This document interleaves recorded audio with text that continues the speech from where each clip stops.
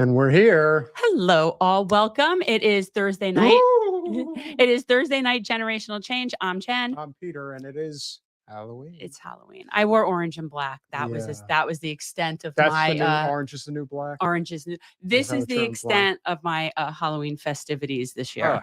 Well, what could be scarier than the 2024 election that is only 5 days away? It just can't get here fast enough. Yeah, to me, it's 6 of one, half a dozen of the other. So it doesn't matter to me. I have that's not, I like to say it's not my corn muffin. Anyway, guys, if you're new, please subscribe, hit the like button. Hope for a better connection. Hope we get better connection. But it has been raining outside. It's been storming here. Yes. So this could be, we'll see. We'll see what happens. We will hope for the best, but as you know, we have one of the things that we've been doing since the start of the show 4 years ago, and what was always the intention, at least in part, was to do long form interviews with noted authors, journalists, but people who really understand the political landscape and a lot of what we're dealing with right now. Mr. Norman Solomon is somebody that I think anybody who is in, whether progressive, populist politics, reveres. I know I do. And this is actually a second time on our show because Norman was on here when we did our Assange-a-thon. And this is the first time to speak solo, but one thing that we have noticed, for better or worse, the entire Trump phenomenon over the past decade has exposed the rot within the system of journalism in the United States. Totally fake news. It's not totally fake news, very fake. And of course, as a result, we are now seeing what is the decay of the First Amendment, and not so much because of, the hogwash that gets spewed on social media all day long, but more so because of the fact that we do not have the integrity within journalism. And nowhere is that of greater detriment than when it comes to foreign policy. And as you know, we're very adamant about having an anti-war streak. We definitely need a bigger one, but who better to talk about it than the gentleman who wrote War Made Invisible, How America Hides the Human Toll of Its Military Machine. Mr. Norman Solomon, welcome back to Generational Change. Hey, thanks a lot. I'm really glad to be here with you. Absolutely. I really appreciated this. And apparently, and I'm always late to a party, this book came out originally like a year more, like a longer time ago, but then it just recently came out in paperback, which again, I did audio, so I have no horse in that race. But I did appreciate that there was a new introduction and that you definitely thought about you had to add what's been going on in this past year. But talk about this from the perspective of even before October 7th, like where we were, because at this I feel so extreme. Well, we really could start, as in any history, pretty much anywhere. I start the book itself around 9/11. And I think there's a real resonance with what has happened in the last almost 13 months now in terms of Gaza, Israel, and the Middle East. One of the points I stress in the book is that while there was this horrific crime against humanity on September 11th, 2001, the consequences of the response or ostensible retaliation have been horrific. And so you just sort of let's say, look at the numbers. 3,000 human souls extinguished on 9/11. And according to the Cost of War Project at Brown University, directly the so-called war on terror led by the United States has caused the deaths of 450,000 civilians and close to 1 million people dying directly because of this response to 9/11. And then indirect, the cascading effects of sanitation, destruction of healthcare facilities, housing, infrastructure, 4.5 million people. So in terms of the invisibility of war, when you look at what's happened in the last 23 years, where are those people on the media screens of the United States? Where are those human beings who have died due to Pentagon firepower? And so when the book came out, as you noted last year, I had traced what occurred from 2001 through 2023. And then when I knew the book was coming out in paperback this fall, month by month, I thought, well, I've got to write about what's happening in Gaza. And I kept hoping that it would be a history of a Gaza war that had happened. But as we know, it's still going on.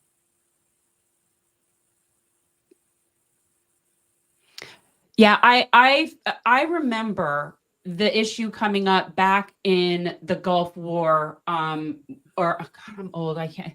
It was Yes, when you are. I know. It was the idea that the media was not allowed to show the Caskets. soldiers coming back in caskets, right? No, Right. we know that portrayal of war was one of the things that helped shut down Vietnam and got people really riled, is what they were able to see. And yet now here we are today, where we don't see it on mainstream media. It doesn't even exist, but we're all watching it in real time on our phones and being gaslit that what we're seeing isn't what we're seeing. Right. We're being gaslit. And also what has been conveyed to us through silence, as well as the rhetoric, is that some people really don't matter. And this is one of the themes that emerged for me as I was working on the book, is what I call two tiers of grief, two layers of grief, that the sadness, the mourning, the suffering, the grief of some people is blown up really large in US news media in covering war, as it should be. Whether it's the grief of US soldiers who lose their comrades, the family members who are bereaved in the United States, Ukrainians who are suffering, dying, mourning, dealing with the traumatic brain injuries and the maiming of their bodies in Ukraine because of this horrible aggression and war by Russia. The US media have shown that when they want to really portray the humanity of people who are suffering from war, they can do it.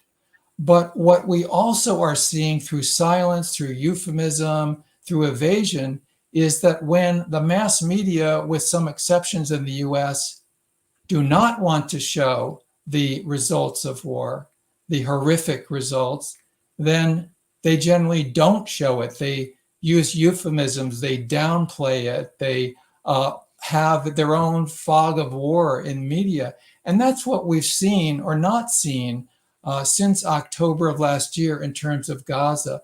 Palestinian people are treated by not only the Israeli government, not only the US government, but by the bulk of US mass media as expendable. And that's what makes possible the mass murder, the ethnic cleansing, and the genocide that the US armed Israeli military continue to perpetrate on the human beings in Gaza.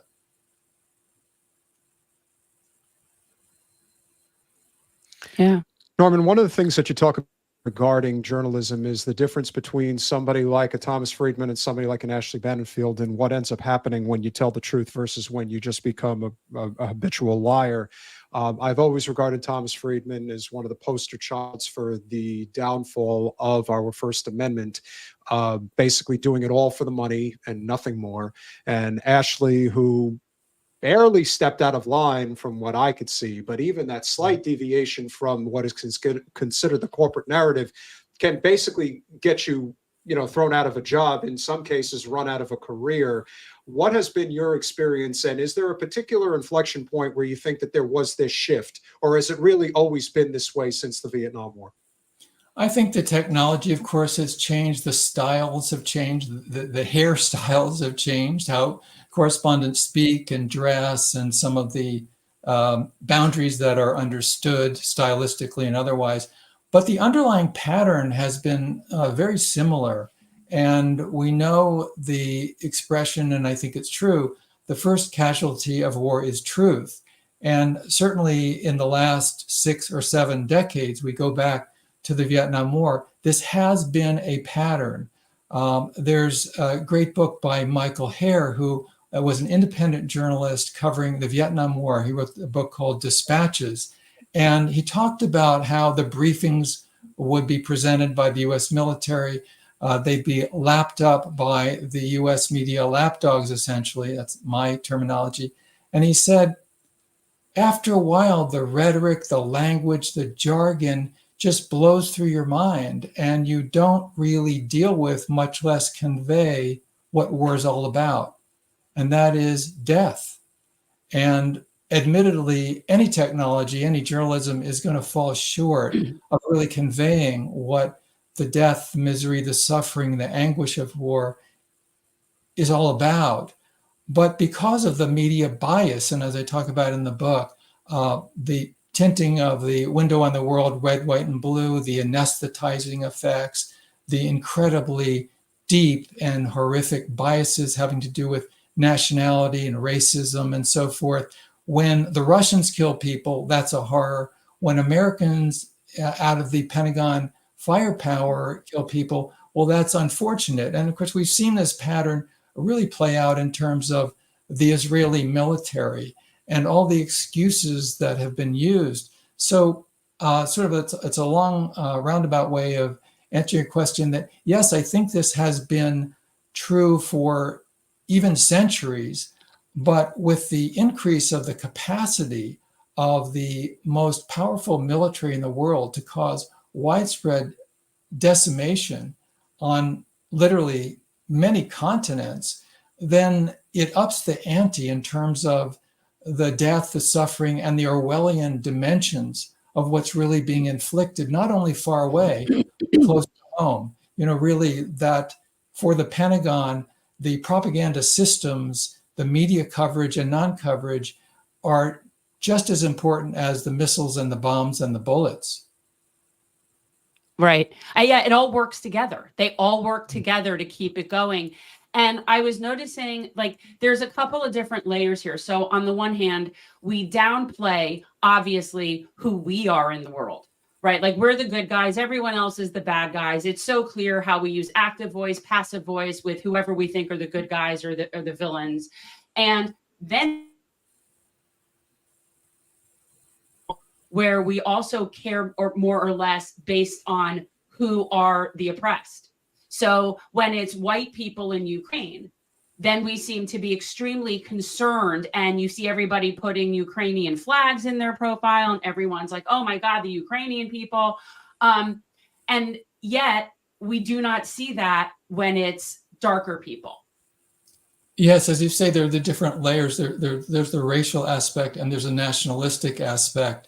And often, and this has played out in Ukraine, in Gaza and elsewhere, Iraq and Afghanistan earlier in this century, the main portrayal when there is suffering from war and the United States policy is to inflict and perpetuate that suffering is what I call in the book victims without victimizers.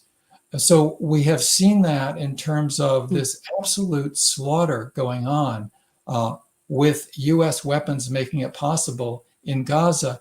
And in the US media coverage, the language selection, which I should mention, and also the implicit or sometimes explicit blame is very circumscribed. So yes, the Israeli government gets some blame, but the people who are suffering and dying in Gaza, essentially in the US media, are portrayed as victims without victimizers. The victimizers include the US government at the very, very top level. I cite in the book a study that was done by The Intercept media outlet, and they looked at the first several weeks of the killing after October 7th, including October 7th, the horrible killing by Hamas, what resulted because of the Hamas attack in 1,200 deaths. And then the subsequent many, many weeks, the first weeks of the death, the killing in Gaza. And the word slaughter was used by the New York Times, the Washington Post, and LA Times.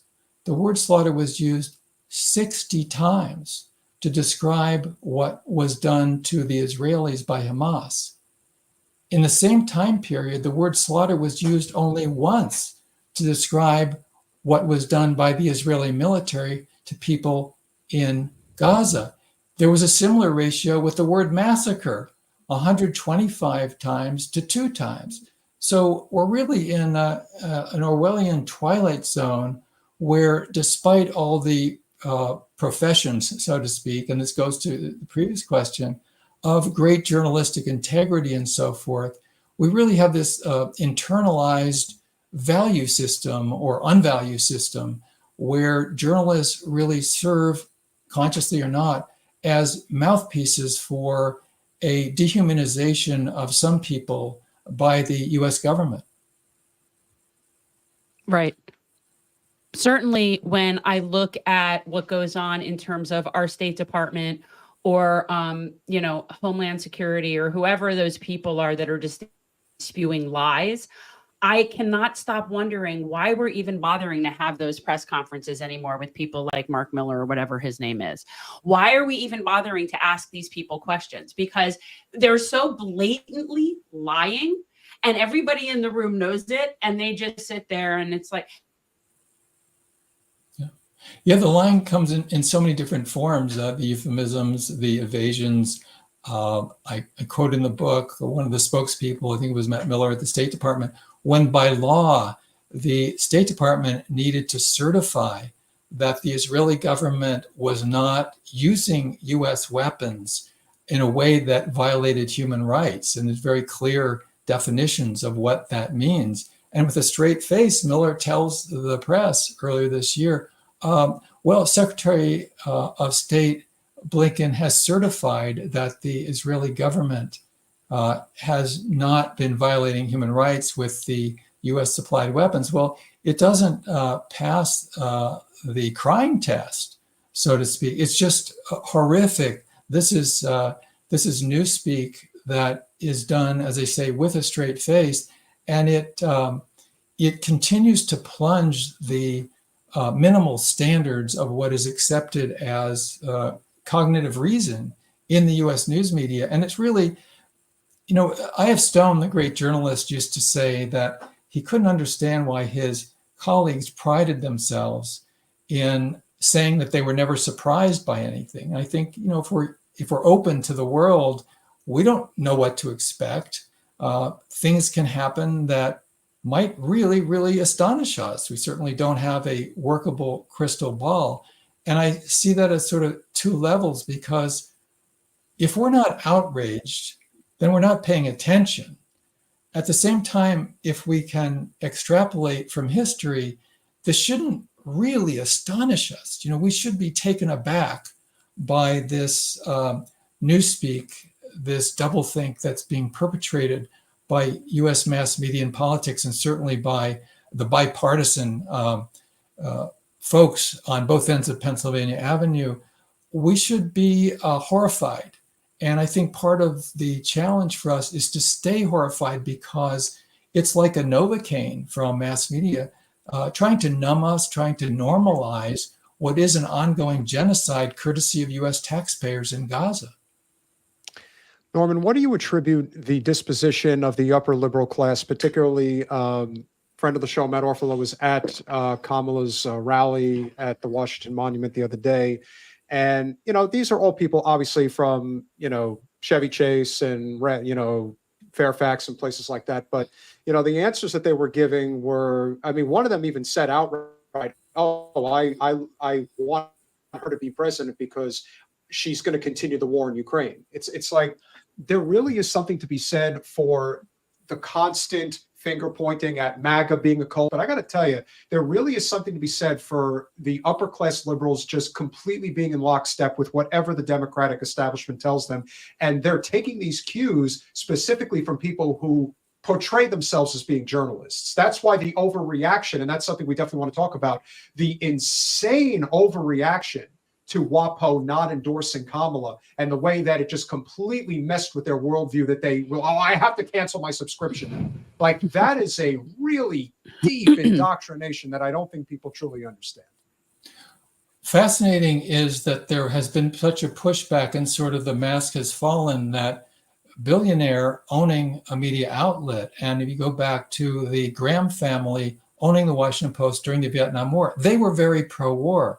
And yet there's a pretense that I work for a newspaper, I read a newspaper, the ownership doesn't matter. It does matter. And I think this is, whatever one thinks of an endorsement or non-endorsement, it's a very clear example that the owners ultimately, they do call the shots. Historically, and I'm just old enough to have been a teenager during the escalation of the Vietnam War, the Washington Post was very pro-war. And the liberal elites that you're referring to of the day, they were also really for escalating the Vietnam War for many, many years, until the criteria fell that, hey, we, quote unquote, we are not winning. If the Vietnam War could have been concluded with a U.S. victory, they would have remained happy as clams about the escalation and the slaughter and so forth. I think that's fair to say. If we fast forward now to the autumn of 2024, there's a sharp distinction. If you look at the foreign policy of the Republican and Democratic parties, they may differ in emphasis, but they are both unhinged militaristic parties. The Republican Party says, well, don't be so enthusiastic about the Ukraine war, but Trump and his folks, they want to go after China. So it's a different style of militarism, but both the Democratic and Republican parties are totally locked into what that leftist Dwight Eisenhower called a military-industrial complex. When you get to domestic policy, I think we need to look at what's right in front of us.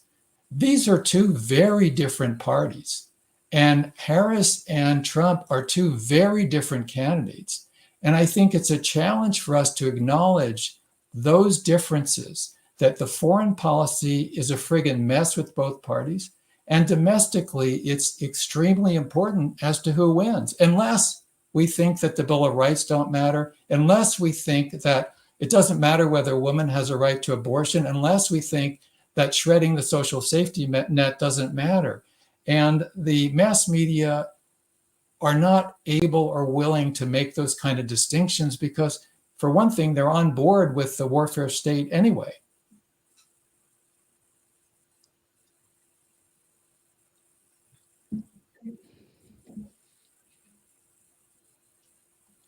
We need to reboot when we come in here and start up every time. Yeah.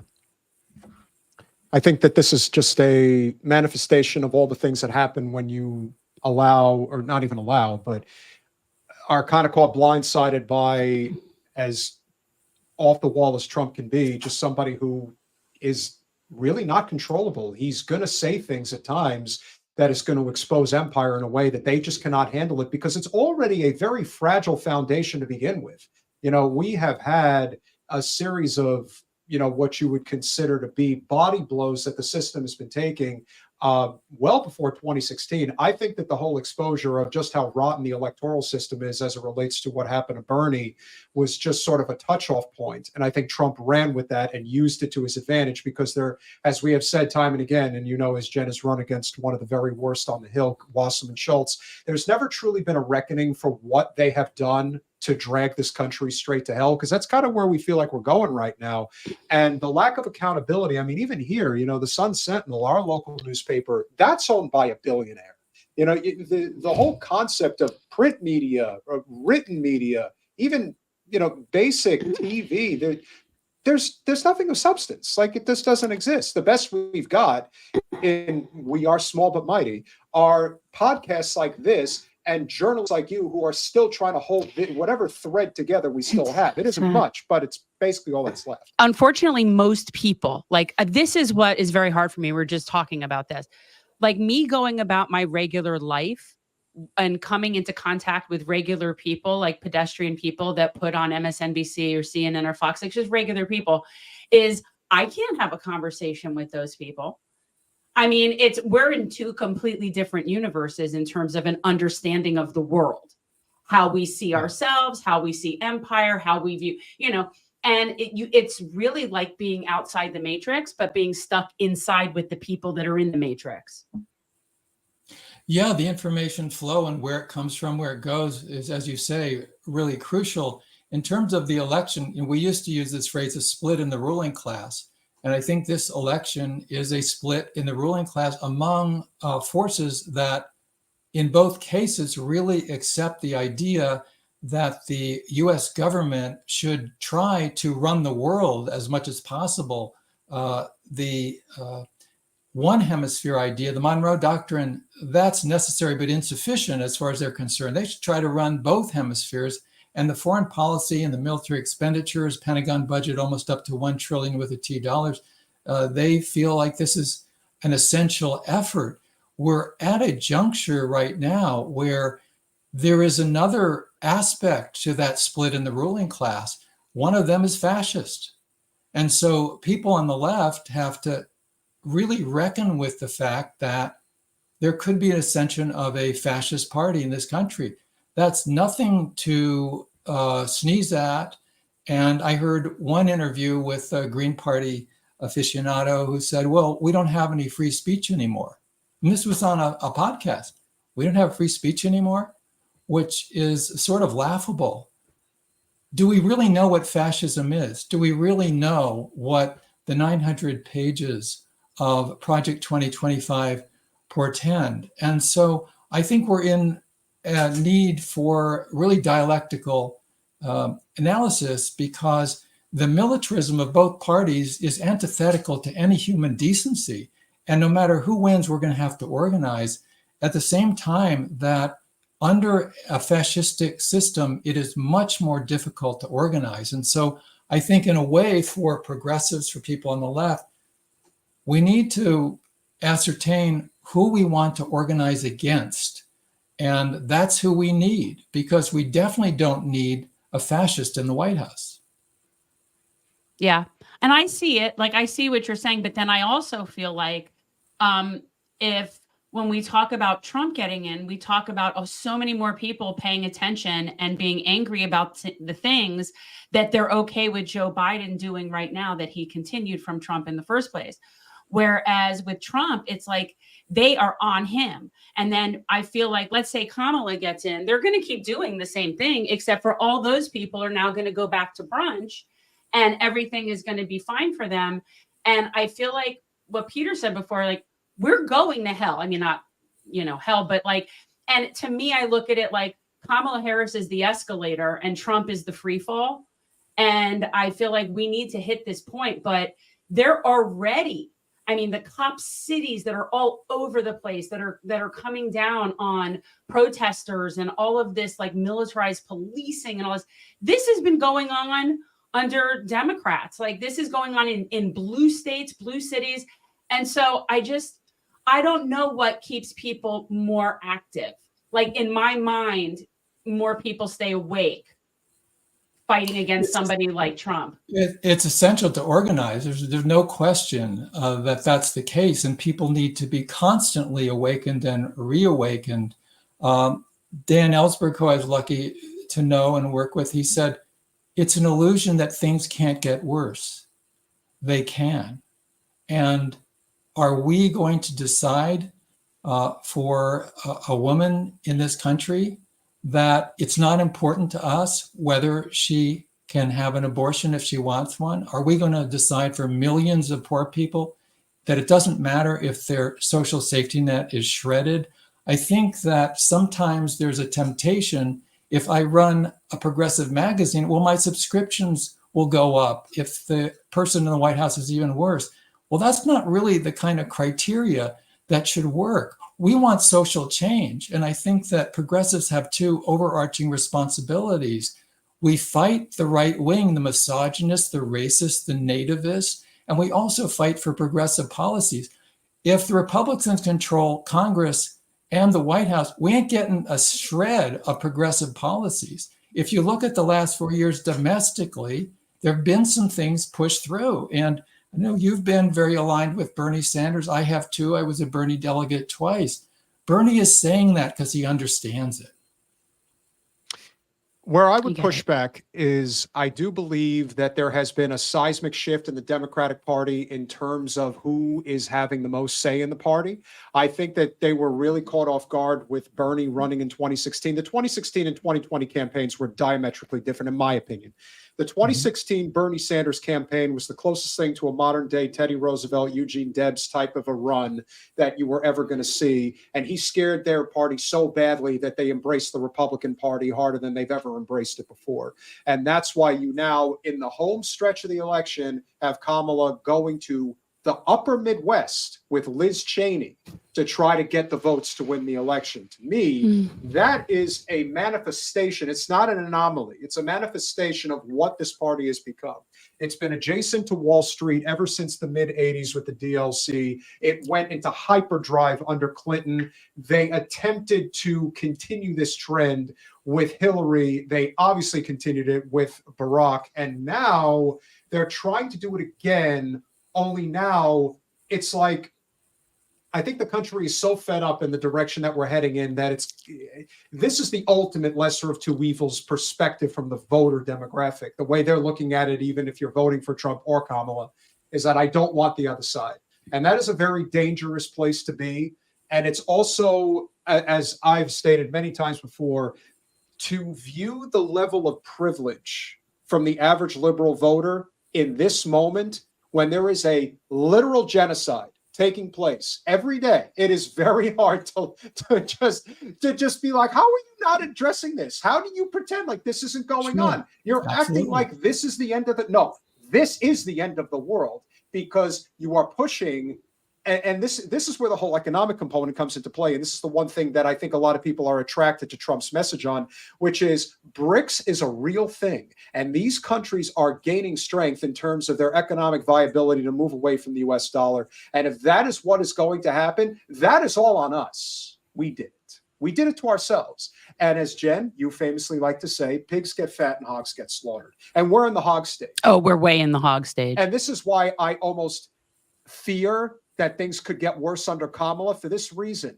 For some reason, if Trump wins, all of a sudden, all those liberals that we talk about, now they're going to care about the kids in Gaza all of a sudden, because it's on Trump's ass that the ones who's doing it. That's what I fear. Right. I just don't know what direction we could go in right now. It's, as we often like to say, you know, Trump, the manifestation of Donald Trump as Biff Tannen from Back to the Future, we are in the Biff horrific, you know, like time right now. It's like we're stuck in this world. You know, if you read, for instance, Rashid Khalidi's book, The 100 Years War on Palestine, he talks about the 4 years under Trump, which were terrible for Palestinians.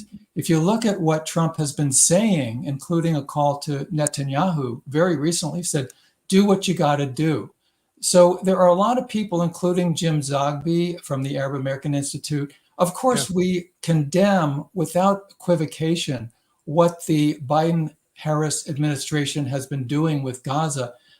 Jim Zogby and others think that it would be even worse under Trump for Palestinians. Now, we might say it doesn't matter because it's all so terrible. There is no such thing as worse. I think that that could bleed into, especially with domestic policy, into a kind of unconscious elitist approach because we're not poor.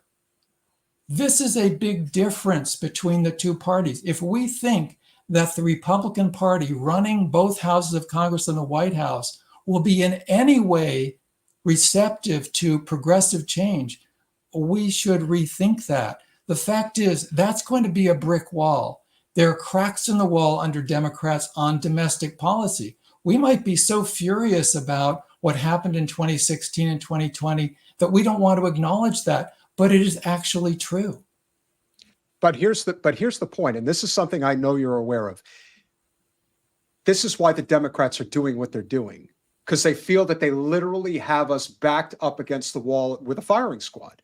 They're saying, I know the genocide's bad, but I'll give you more genocide if you allow Trump in there. That's what it feels like. Well, is this a grudge match or not? I mean, Sawant, a wonderful city council member from Seattle, campaigned with Jill Stein in Michigan and said, we're going to punish Kamala Harris. That's not political analysis. That's personality stuff. I'm with Noam Chomsky, who said very clearly 4 years ago that it was essential to vote for Biden against Trump because of what Trump is and the movement that he represents.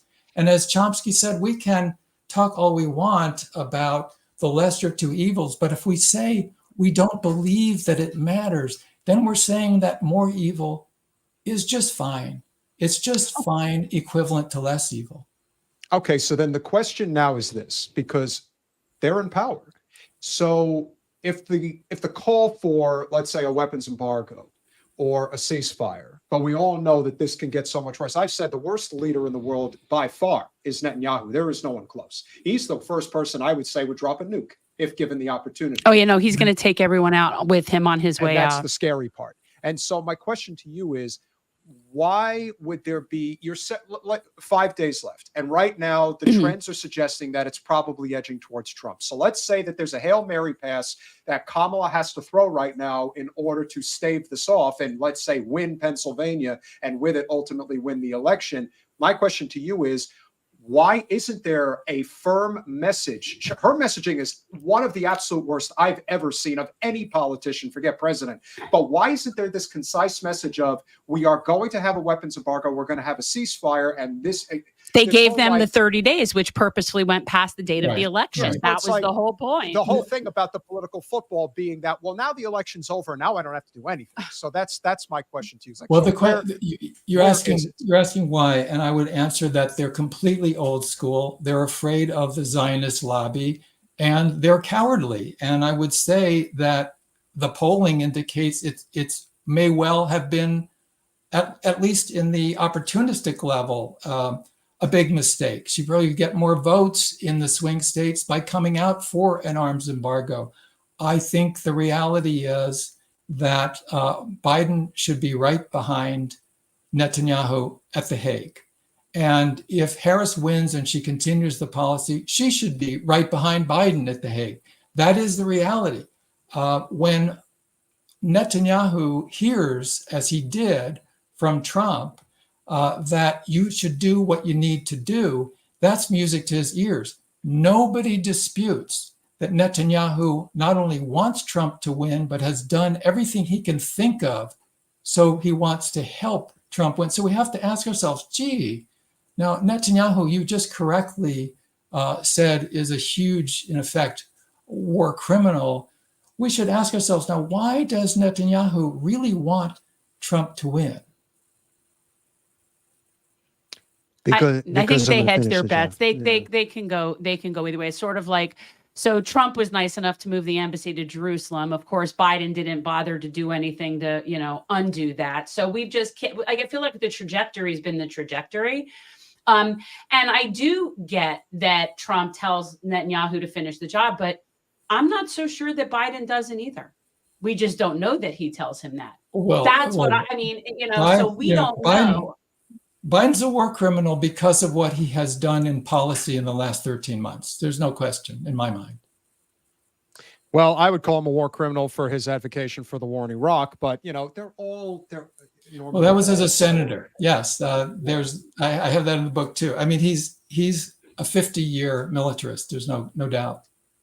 And that's also one of the saddest realities when we look back on Bernie's run and recognizing just how alone we, the populist left especially, really are when it comes to trying to fight this corporate monolith. This has been in place for a very long time. I guess the best way to conclude the conversation is to espouse what you see as the future. What do you see happening, regardless of whether Harris or Trump wins on Tuesday? Do you see any direction that we all collectively should be taking right now in terms of a movement? I mean, in our opinion, I would think you would share this, Jen, is that everything has to come through labor. If you're not evoking a labor movement in which we are fighting for a living wage, universal health care, things like that, it's got to come from outside the electoral process, as far as I'm concerned. But what do you see as being the proper direction that we need to take? Because a lot of these guys already have a lot of things in place, even post Tuesday, in terms of what's going to happen. Yeah. Well, in a word, organizing. For 12 years, I've been part of rootsaction.org, which I co-founded with Jeff Cohen. And we had zero support when we started. We started because we were sick of Move On supporting wars whenever Democrats were in the White House. And we want to have a single standard of human rights and principles, no matter who is running the shows in Washington. So we have a lot of people now signed up. We have a little over 1 million, and we have been consistently fighting the Biden administration on many, many different things. And I hope that no matter who wins next Tuesday, that organizing is taken seriously, as you say, labor organizing, workers who are unionized and not unionized, which is over 80%, and students, elderly, young people. We all have to really take seriously the fact that everything we have to be proud of in this country is because people organized. It was never given. It was never given by people at the top. And whether it's the Pentagon, Wall Street, the banks, the redliners, all the rest of them, the fossil fuel industry, they're not going to give us anything. They're going to take and take and take and destroy unless we can organize effectively. And that's what we're endeavoring to be part of at rootsaction.org. We have to make sure that we'll have all of that in our description. But I didn't realize that was the link. Like I knew that there was what you were. I knew there was a link somewhere, and I couldn't. Never mind. Thank you so much for coming on and talking about this, guys. This was really good, and War Made Invisible. And it's definitely a problem. We have a media problem that is making it's not just it's beyond facilitating the wars at this point. Like it's so beyond that. And I appreciate that you address that in this. Well, I will tell you in this. No, I was just going to say, Norman, I will tell you that one of the moments I knew we were in a lot of trouble was when I noticed that Boeing and Raytheon were putting commercials on MSNBC. And I thought, okay, why are they advertising there? It's manufacturing consent. Just as Chomsky has said, just as many that have come after have said, this is what happens. This is also the same reason why we don't have universal health care, because everything must be sponsored by Pfizer. Until we come to terms with the corporate state, which is fascism. I mean, we talk about having a fascist in the White House. Fascism's already here. The corporate state has completely engulfed our government to the point in which Jeff Bezos is able to basically play political God, if you will, and say, oh, we're not doing this, we're not doing that. And we have to collectively recognize that it is workers against the corporate state. It's class war. It's class war, nothing more. Manufacturing. Guys, if you haven't picked up your copy, please make sure that you do. Yeah, I was going to say manufacturing consent and militarism. You're right. It's happening. It's happening all the time. I do want to dissent. If fascism was here, we wouldn't be having this public conversation. That's true. And you know what? I do worry a lot about, what could happen in terms of the crackdown on free Right. speech on the internet. That's Well, a that huge I guess problem. is the upside of it not being state owned, but being oligarch owned, because it's basically up to people like Elon Musk what gets to be put out there. And, and we are a shadow ban channel. Yeah. We've been shadow banned since the Assange Since the Assange-thon. and so I know what that's like. Like we grow at a trickling of the rate of a typical channel that was just doing like, puppies and kittens or whatever. So I know that that's real. We definitely, and people lose their platforms. People are being shut down left and right. So, I mean, we're seeing censorship in a big way. It's Definitely. very scary. Absolutely. Yes. And it's coming from corporations with pressure from government. That's totally happening right now. On college campuses, we should mention terrible repression, attacks on thought crimes. Not only protests, but even speaking an idea is being cracked down upon by the university administrators. Well, I really appreciate the chance to talk with you both and people who are tuning in. Thank you so much. I appreciate it. And I appreciated the book. Thank you for all your great work, Norman. We'll see you on the other side of the election.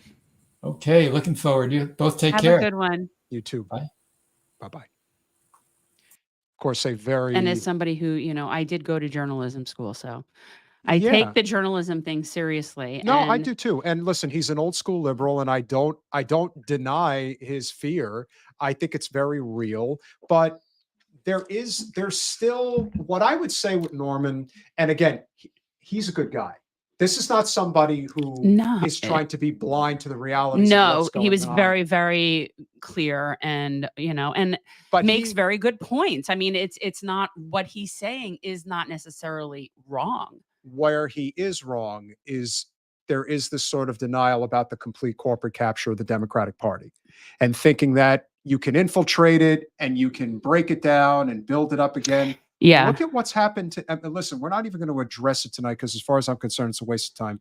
But AOC going on Morning Joe to talk about how Trump's... You're addressing it. Well, I'm not, I am, but no, I'm not playing the clip. Oh, okay. But AOC going on to Morning Joe and saying how Trump's rally at MSG was a January 6th rally. They've been calling it all sorts of names. I'm so is sick of it. It's like every time they talk shit about him, they send more voters his way. Send more people to Trump. That's all you're doing because it's just it's so condescending.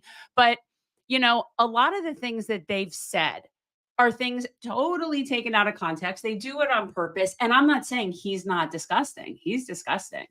But for example, that thing they took completely out of context about him telling the church people that they won't have to vote again. And the left took that, the liberal media took that as Trump saying there won't be elections anymore if he wins. That's not at all what he was saying. He was simply trying to get people who don't normally come out and vote, where he was just saying, just come out and vote for me, and then you don't have to do it again if you don't want to. Like, that was what he was saying. And he was trying to knew it. Yeah, and they were trying to appeal to people that don't vote. Half this country doesn't vote. And regardless, they knew damn well what he meant.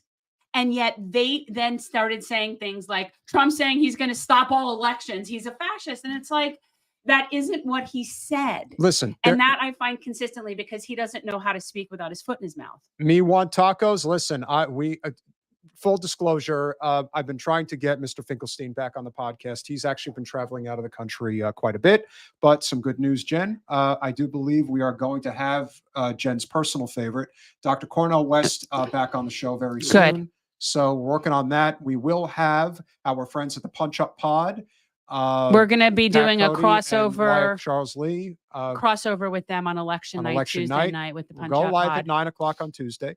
And here's the thing. And I've said it now. My personal opinion is that Trump is going to win by a lot. Maybe he will. I actually believe that he's going to win by a lot. I mean, based on all of the early voting trends, it would suggest that he's probably going to win and win comfortably. Now, anything is possible. But did the Democrats start setting ballot boxes on fire and blaming the Republicans for doing it? Who knows? Well, of course. And that's why I'm very skeptical of what's really going on, because there's a number of those stories that's been happening. But ultimately, yeah, the early voting trends, particularly in Arizona and Nevada, are strongly suggesting that Trump's in a very good position. I agree. I'm with Norman. Yeah, well, we will see. But what I'm basing it on, you know what? I'm basing it on facts and numbers. Joe barely won during a pandemic. And I'm now getting, he sucks. and yeah. Like it's so clear, and they're committing a genocide, and there's all these variables. And again, Biden barely won, and Kamala has less popularity. And David, don't forget, they didn't do one; they did two national swing state advertisements attacking Jill Stein. I love it. Like that is that. If that's not screaming, we're going to lose. All I don't know they what do does. is blame Jill Stein and say I'm better than Trump. And people are sick of it. They should be. Only people that every time they put out an ad like that, all it is it's confirmation bias for the libs that are already like in with that. And let me say, no one else finds that remotely like persuasive. And let me say one more thing. JD Vance just went on Joe Rogan this afternoon. And let me tell you something. If you thought that Trump's interview was good, JD Vance really comes off like just a regular talking person in a way that the Democrats are. He's a little kind of creepy to me. He can be. He's creepy. But I'm just, well, listen to the interview. I've already listened to like an hour of it. What I'm saying is, do not underestimate the ability for Republicans to connect with voters in a way that the Democrats just can't seem to do anymore. No. AOC going on Morning Joe. Well, that's her audience. Her audience is the same audience as the View audience. She is AOC Pelosi. And so once you're in that, that's the echo chamber that you're now in. She only speaks to those people now. Progressives, actual leftists, actual people that are in the fight. They don't listen to AOC. They haven't listened to her. Even if they did back when she won in 2018, nobody takes her seriously anymore. The only thing I hope is that if Trump does win, if he wins, I hope he wins the popular vote, because that will force the Democrats to have to regroup. They won't have a choice, because it will be a referendum. They've always hung on to this, well, we're more popular, so it doesn't matter. I don't think so. I think he's going to win both. Well, that's what I'm saying. Yeah. I'm saying if he does win, then I can only hope that he does, because I don't need to hear, again, they're going to call him an illegitimate president if he wins again anyway. They're going to, they're already figuring out who they're blaming. Yeah. So when the media manipulates the messaging that actually goes out, they will distort what is said. Now, let me tell you, there is no distorting what President Biden said the other day about Trump supporters. But the media did their damn darndest to try to pretend that he didn't actually say this. He said it. Or Puerto Rico, where I'm in my home state of Delaware, they're good, decent, honorable people. The only garbage I see floating out there is his supporters. Deplorables. Is there any misinterpretation of what was just said? I don't think so. I mean, you could call the comedian who said that garbage fairly and be like, that's kind of a garbage thing to say. But once you start referring to you're so out. But again, he's just reading and barely able to keep his eyes on the teleprompter. No, but what Hinchcliffe said, being that, he's an insult comic, and Rogan said as much, he said he had no business being at that rally. There's like, that. That was a bad move. It's not that what he was saying wouldn't work in a comedy club. It would, but this was not the right venue. No, it was a bad venue. Yeah. But Tim Black pointed out that, and again, I didn't go and check, but I do believe Tim, that if you actually listen to his whole thing, he was talking shit about all sorts of people. No, yeah, absolutely. He was talking shit about all different groups, and he went, But so really, I'm just saying, like, and if that's the case, then it's sort of like a dice situation where it's like, but that's the thing. It's this whole idea of they're so desperate to latch onto something as if to suggest that, oh, you see, he insulted them, so you got to vote for us. Well, maybe they saw an opening in their Puerto Rican poll numbers and thought we could pull that out and use that and focus on that. Maybe if it had been they had better polling with another group, they would have focused on that insult that he made. But the Dems really, they resort to rage politics just like the Republicans do. They just do it in their own way. Let's finish out the clip. His demonization of is unconscionable, and it's un-American. But Trump didn't insult anybody. And yeah, and you know what? I would suggest there is a reason that Puerto Rico is in a bad way.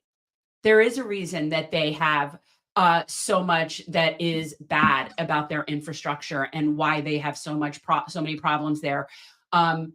Why is nobody diving into even that? Because, last I checked, we really left them screwed after that hurricane. I want to say it was Maria, that decimated them.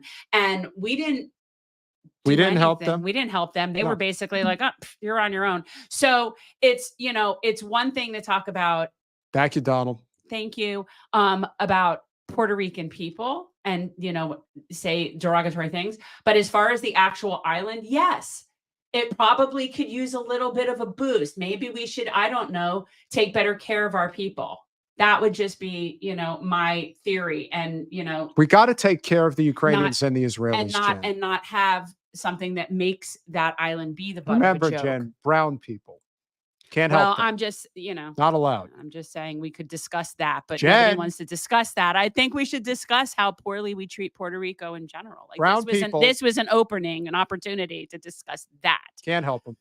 Because the Puerto Ricans have their whole own, plight, their whole own issues, their whole own shit. We must insult them. Well, we must right. insult them. But again, I don't, again, to me, that didn't come off like an insult to the Puerto Rican people. No. And yet I get that would be, but if he just sat there and made derogatory comments about all groups, then my only thing is, not the best venue for a roast. But to me, if somebody roasts everybody, I kind of feel like people need to pull up their big girl panties. Well, don't ever let a good opportunity go by somebody like Donald Trump.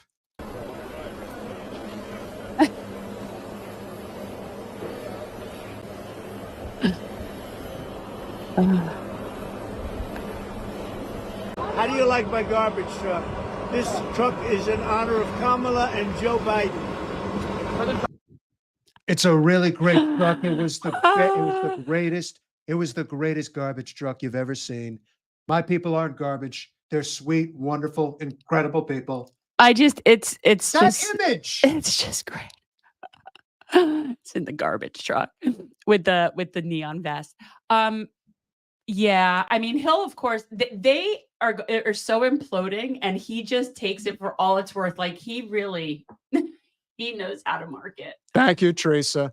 Yeah, Dump truck Trump. That's good. yeah. That's I good. just, he is, he's a piece of work. But again, their strategy is really not working. It's just not working. It's not playing well with people. It's the condescension and the elitism is so disgusting to people, especially right now with what's going on.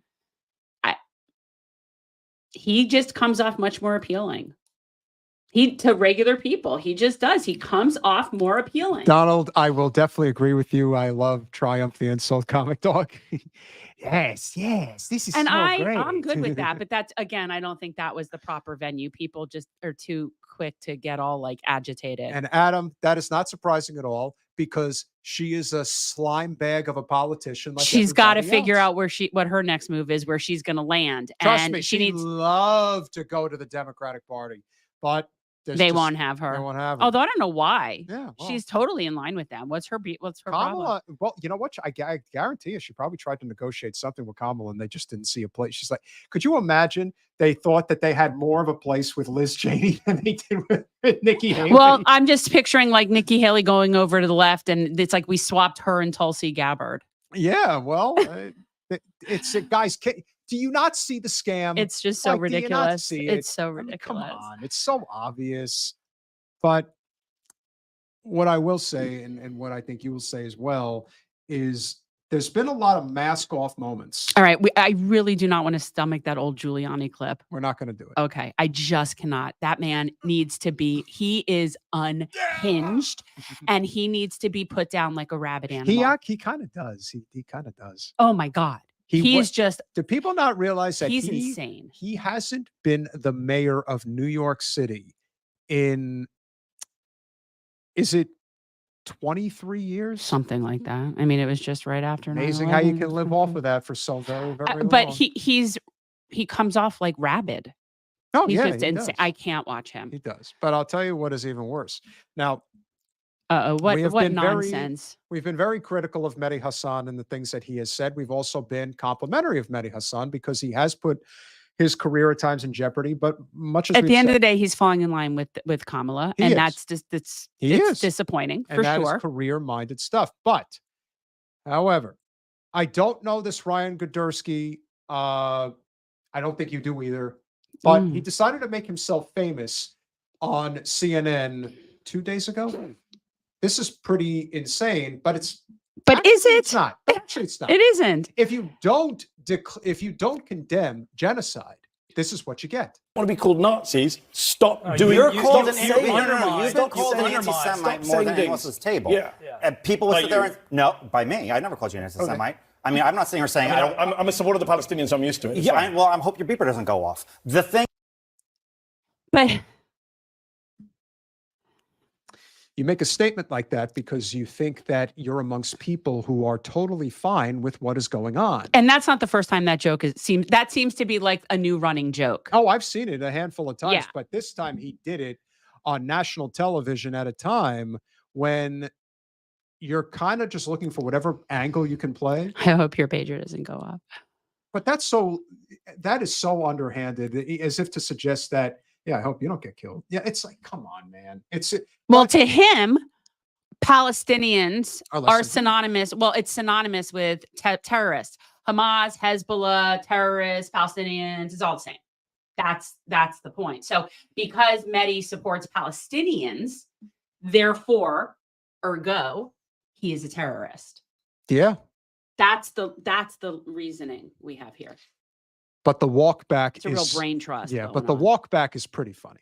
Is Did that you just say I should wow. die? You should not. No, I Did said, you just say I no, should be killed? No, I did not Live say on that. I CNN? said, no, I did not say that. Hold on, hold on. Did your guest just Let say me- I No, I should be did killed? not. Hold On on. live Just say. TV? And I he said I didn't hope say Guys, he let should me be let me just killed. stop. You said you Let hope me- my beeper let doesn't me- go off. Because you sound Stop like a that supporter right now. Of the Are you a Palestinians. Hamas? Guys, I let me said stop. Palestinians. Are you a supporter Am I of what? Hamas? No, of course I'm not. Palestinians supporting are Hamas. not- Then I Are apologize. you a Ryan. Then I racist, violent apologize. person Then I inciting violence apologize. against Ryan, me? Ryan. That's That disgusting. is completely. Then I apologize. Good That job, is CNN. Let's completely have first out block of say the pocket. Muslim guy You should know be that. blown Then I up apologize. on Then I TV. And by the way, he Don't didn't know say the don't difference say then between I Hamas and apologize. You Hezbollah. literally. I thought he said accused Hamas. him. I You didn't think I said No, Hamas. no, I you said I didn't. supported Yes, I did. Palestinian Yes, I rights. did. Why? Yes, I Because did. when you hear What's funny Palestinian, is you're Rudy a Hamas. Giuliani said this No, yesterday, because- so you're a great guest to Listen. be here All to right, defend I Rudy told Giuliani. myself and I wasn't racism. going to Give me entertain 1 nonsense second. today, and so at this point, This is what we're in I now. can't This do is America in Here's what 2024. I will say. Forget the Here's what racism. That's right. It's I should That's die. right. I didn't That's- say that. You You should said, die. what does beeper mean? Don't give me your I fake did not ignorance. say you should Guys, die. Why did you say guys, with my give me- beeper give me go? a- What did you mean? What did you mean by the beeper? So what I did said- you mean? What did you mean by the beeper? No, No, you didn't. You said, I hope your beeper doesn't go off. Ryan, stop talking. At least Sorry. have the guts to I'm support Ryan, your stop racist talking. comment. Hang on. I'm so sorry. Hang Let her on. bring it back. This Let her is bring it back. this is Hang on. why this is why yesterday's rally Yeah. was disgusting. Don't call us and Nazis, but I'm going to outrageous. threaten the brown guy as a This is terrorist why. and kill him. Because I didn't ever say Donald Trump was Hitler. But do you know who stood on a stage yesterday and said, "I want to come to the Nazi rally. I don't have to make up words and call you something. You're Okay, you see, this is where it dives into this whole everybody's a racist, everybody's a sexist, and you get this very angry person. I don't know what she's referring to, and that's not even remotely the interesting part of the conversation. I thought we were going to talk about the interaction between Mehdi and the now idiot. what I will say is if you see the look on his face, this is a look of, oh shit, I fucked up. Well, and here's how ignorant this person is. So this is somebody that CNN has speaking. So I don't know what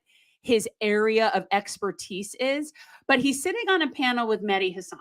Okay, so there's a certain, I have an expectation that you have a basic understanding of, foreign affairs.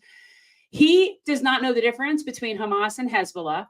He actually, at one point at the end of that, when I watched it like all the way to its conclusion, admitted, "Oh, I thought that was Hamas." This is somebody that CNN is having on to discuss anything. This is why nobody can take this seriously. No, and they have so much rage for a insult, and it was an insult, and it was terrible. And whether or not he was implying that he hopes that Mehdi dies, I don't think it's like- that, but he but- was just so it's so racist and it is. It's disgusting what he said. xenophobic. It's just gross. Yeah, you got to call it, and you could tell that he was like, "Oh, I really messed up," and now Yeah. he lost his job on CNN. Good. Yeah. Well, he should have lost his job for being an idiot. The fact that he made that one stupid comment, no. The fact that he's an idiot, yes. Because he is. Well, That's I just sent you that clip stupid. the other day of Matt Orfalea talking to all the Kamala supporters. They can't even say one reason why, one thing she's done. and they think they're the smartest people in the world. They do. Like they They really can't do. name one thing that she's done that they support, not one. And the two best were the two, again, so stereotypical, hilarious. but 70-year-old white women who get offended by even getting the slightest bit of push. Who are you with? Get out of here. And the minute that anybody challenges it, they just stop talking. They don't want to talk about it. That's the people. And this is a very important group of people that has to be addressed, because Well, they vote. unfortunately, these are a lot of the people that I have had to remove from my life. This is what I call the willfully ignorant. The willfully ignorant is just something that I find completely inexcusable. So when I'm talking about the willfully ignorant, I'm talking about the people in my sort of periphery, my peers, my social group that have access to information, have the resources and the time to figure out some shit, and yet purposefully refuse to do so to maintain a position. That's willfully ignorant. People that are busting ass just to keep their heads and their kids above water and their kids fed and are working and aren't even paying attention, those people are just regular ignorant. Regular ignorant is unfortunate and it is done by design, but I don't personally find it as beyond repulsive and aggravating than the willfully ignorant. And that is what the people that they were talking to, people that were at they're just willfully ignorant people, privileged and willfully ignorant. Privilege to the hill. Privilege to the hill. That's why it's offensive to me. Regularly ignorant people, while it's very unfortunate, we've created a system that perpetuates that on purpose. And so I get that. And I know people that are that. I have met lots of people that are just living, just trying to survive. And so, yeah, they're pretty friggin' ignorant. Thank you, Mark. But people that have access, resources, and privilege and purposefully don't bother to do any amount of digging, yeah, no, I cannot with those people. Well, if you think that was bad, it actually gets worse, as we are literally on the eve of this election, and we know that a tipping point state could be Michigan. It's one thing to send Liz Cheney. It's another thing to kick Muslim leaders out of your Detroit rally. Then the Muslim leaders turn around and endorse Trump. But that's not enough. No, they got to take it a step further. They got to take it a step further. And who better? Oh, God. To take it a step You know further. what? Because you know that, like, here's the thing. They have their hierarchy of who they drag out. You know, they had about Obama. They have everybody out. Now they're bringing out Bill. They're carting out They're carting out Bill. Jen, it's been a while since I've sat in your presence. So, I mean, listen, you understand that the politics of the third way. Are we going to watch this video? We most certainly are. Oh, my God. What did you say? I said a lot of things, and I am damn sure going to stand by them. Let me talk about the hardest issue here in Michigan is the Middle East. Yeah. And I have to be careful what I say because there's only one president at a time, and none of us can get ahead of where we're going. But I think we're going to have to essentially start again on the peace process. And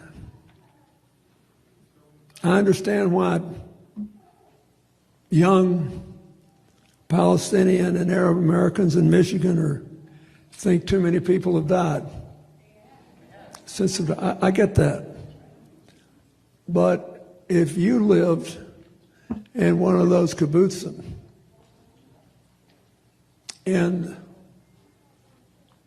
Israel, right next to Gaza, where the people there were the most pro-friendship with Palestine, most pro- That part actually is not two-state completely solution untrue. of any of the Israeli I'm just saying. communities. That's why I were the said ones right next to Gaza. That's not completely untrue. And Hamas butchered them. And so then the people who criticize it are essentially saying, yeah, but look how many people you've killed in Ritalin. So how many is enough for you to kill to punish them for the terrible things they did? That all sounds nice until you realize, what would you do if it was your family and you hadn't done anything but support a homeland for the Palestinians, and one day they come for you? I'm finding this infuriating because what would you do if you were just, so they were just sitting there minding their own business, like nothing, like Israel, they were just, were doing nothing. Oh, of course. Listen, the Israelis are totally innocent people. They've never heard a fly. Right? Right? No. No? No. Oh, man. And I'm pretty sure you're about to get Jewish history incorrect on this too, but let's go. Let's go. Heading down the wrong direction I now. think you're about to mess up again. Here, let's see. And slaughter the people in your village. You would say, well, you'll have to forgive me. I'm not keeping score that way. It isn't how many we've had to kill, because Hamas makes sure that they're shielded by civilians. They'll force you to kill human shield civilians trope. if you want to defend yourself. You know who uses human shields? Definitely the people in Hamas, right? No, actually, no. IOF, Israel uses human shields. I know because I was one. No, that can't be. That's but not it what I is. was told. Yeah. Listen, Israel, everything that they accuse Hamas of is nothing more than an admission of what they do. But I had secret information that was given to me that only the president and the people affiliated with being former presidents are allowed to know. So then you know. I do know. That's what they told me. You saying they're lying to me? They don't lie. I lie. I mean, I just, oh, crap. We talk about the hardest issue here in Michigan is the Middle East. Hamas did not care about a homeland for the Palestinians. They wanted to kill Israelis and make Israel uninhabitable. Well, I got news for them. They were there first, before there was. Okay.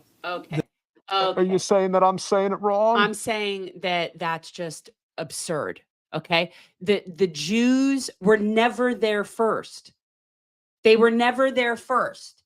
The people of that region, the Canaanites, the original Hebrews, those people, some of them were Jews. Some of them then became Christians. Some of them then became Muslims. And a lot of them converted to Islam because of the tax breaks that they were offered under whichever empire that was.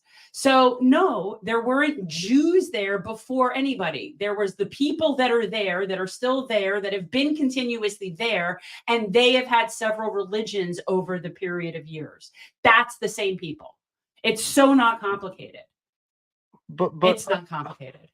No, it is complicated. No. We need all that money from AIPAC. Don't you understand? There's no way that we can win unless we take that corporate filthy money that I'm responsible for. You're killing the original Hebrews. You're killing the most original indigenous people to the cradle of civilization. White power. That's what I mean. You know. I'm just saying the Jews were not there. There weren't just Jews wandering around the desert, but poof, there's Jews. That's not how this happened. It's a miracle. There were tribes and Canaanites and, the Judea, Samara, whatever the different names are of the whole thing. Well, you must have been. Whole bunch of different people. In fact, and I learned this very recently. This is something you might want to know. That in 1919, after World War I, apparently the British and the French actually conducted a polling situation of the different regions of a giant area that they were considering creating Greater Syria. It would have been called Greater Syria. And this area would include, if you pull up a map of what it would be, that it includes what is Israel, what's Jordan, all of these things. And the majority of people in that region actually voted for that. But then instead, the French and the English decided to no, that gives too much consolidated power to the actual inhabitants of this region, which is like Syrians, portion of Iraq, like this region. And they didn't want that. So it was so much easier to break it up into a whole bunch of little countries and give those over to different monarchs who are American trained, sheiks or whoever can completely control all the resources and have complete control of the region. So that's my understanding. So to me, the entire place should be Greater Syria. Well, Jen, I have to say, since you've been around since 1915 or whatever, you look pretty good for your age. Mm-hmm. I am saying that the people of that region actually voted for that. But I do know that they polled Jews Christians and Muslims, and they all wanted to be one cohesive place. And some of the people, so you're right, the people are like, well, there wasn't Palestine. No, it wasn't a Palestine, but those are now the people that have been continuously there. That's what we call them. Well, I'm not It's done. not complicated. I'm not done defiling myself, so let's continue. Oh. Their faith existed. They were there. In the time of King David, and the southernmost tribes had Judea and Samaria. Uh-huh. So here's what I want to tell you. I'm going to do everything I can to convince people that they cannot murder their way out of this, neither side. You can't kill your way out of this. And they have to make a new beginning. But when I read that people in Michigan are thinking about not voting because they're mad at the Biden administration for honoring its historic obligation to try to keep Israel from being destroyed, I think that's a mistake. You see how everything is spoken in the negative Donald instead of Trump in has the shown what he assertive. wants. No one's upset about your not doing Kamala what you're Harris supposed to has be said that she will try to negotiate an end to the violence, an end to the killing, and a new peace process, and that ought to be enough. But she didn't think, or they didn't think that they could get it. I know they've been working tirelessly around the clock for a ceasefire. But didn't you hear the way the crowd cheered for me at the end? I think they were cheering because you were done. I am never done. I am always ready. Point is, I think I made a really great speech. I think you sound completely ignorant. I am a Rhodes scholar. It's Rhodes, and I am a Southern Baptist, and I am a two-term president. And I believe that Israel has the right to defend itself. Yet it does not. By any means necessary. Yet legally it does not.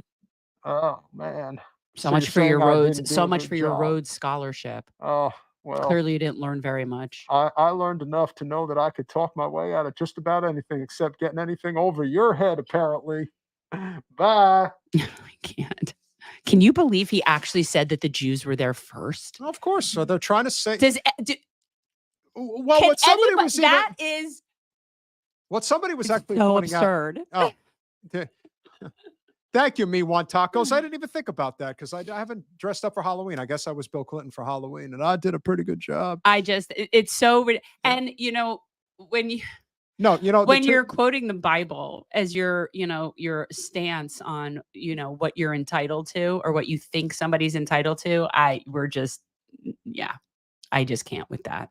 Yeah, well, Love that the Jews were there first. Yes, they're just Jews. They just appeared in the desert. Poof, they were just Jews, and that was the very first existence of human beings in that area was Jews. Yeah, but do you necessarily? How is that? From a strategic standpoint, though, they've basically kissed the entire Muslim folk goodbye. So do you blame them for just basically going? I'm floored. I'm floored. Really? How can somebody even are there people that believe this? That's the one.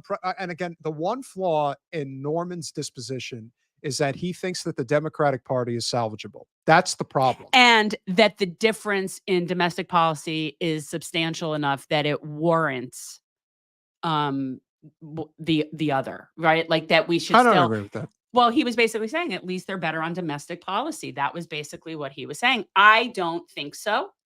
They haven't gotten rid of the Trump tax cuts. Like, I don't understand what they're doing. She's offering a child tax credit, whoop-de-doo-da-day, or small business loans for Black men. Woo-woo.